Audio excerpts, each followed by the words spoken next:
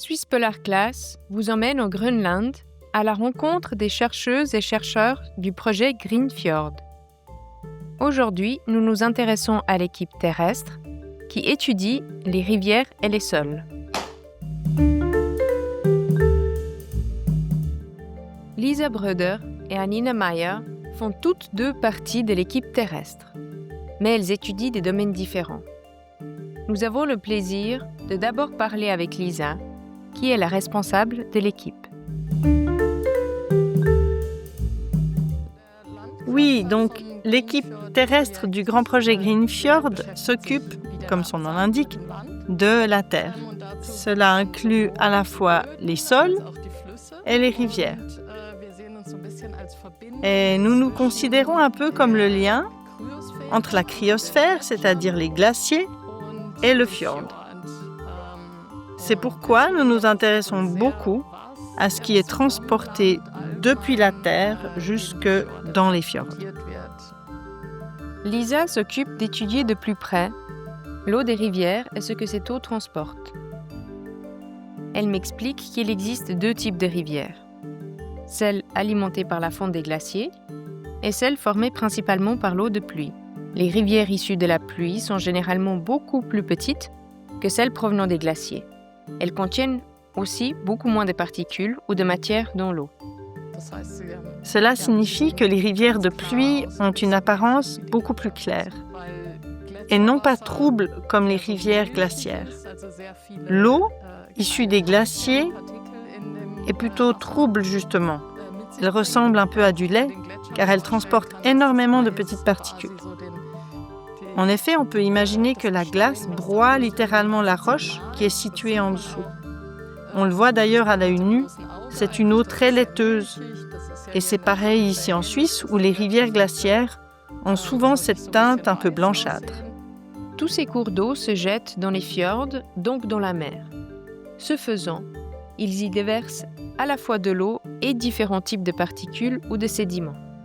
Lisa m'explique que les sédiments sont de petites particules issues de roches broyées ou de restes de plantes qui se trouvent transportées par l'eau. Les rivières glaciaires amènent généralement davantage de sédiments dans le fjord, tandis que celles provenant de la pluie ou des lacs en transportent moins. L'équipe de Lisa essaie de comprendre quel type de sédiments se trouve dans l'eau, en quelle quantité et d'où ils proviennent. Du glacier lui-même, des lacs ou des sols et des plantes qui poussent tout autour. Des morceaux de plantes ou de terre peuvent donc aussi finir dans les rivières et c'est pourquoi Anina examine le sol de plus près. Le sol se divise en différentes couches appelées horizons, c'est-à-dire différentes strates qui varient entre la surface et les profondeurs et qui vont avoir des caractéristiques différentes. Lisa s'intéresse à ce qui finit par se retrouver dans les sédiments. Il est donc important, entre autres, de déterminer la composition du sol, quelle quantité de sol il y a et comment il varie selon l'emplacement. Elle regarde aussi la quantité de sol qui se retrouve dans les sédiments.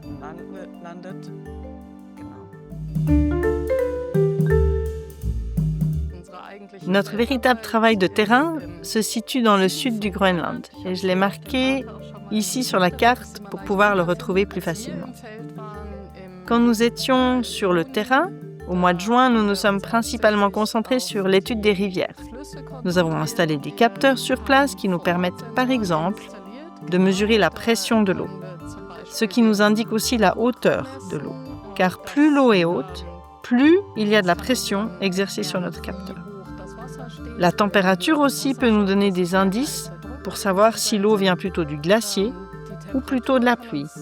En effet, l'eau de la pluie est probablement plus chaude que l'eau fraîchement fondue du glacier.